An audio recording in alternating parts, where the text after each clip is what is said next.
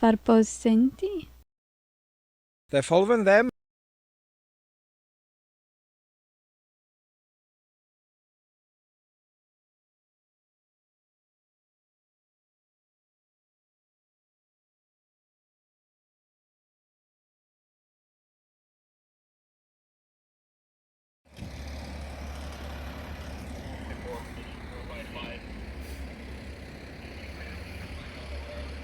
So he came towards me, went through these trees,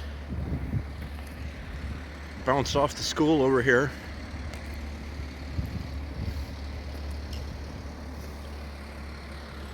He's got some attention of the cops. I'm his dad. Okay.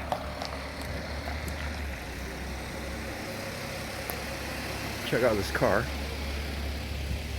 I understand how he's... Understand. Probably if you can fix my son. Okay.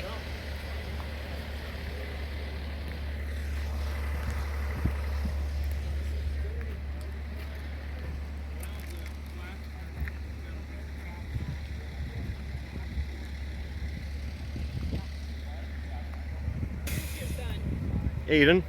Aiden, do you live nearby? Yeah, about 2 or so miles away, something like that.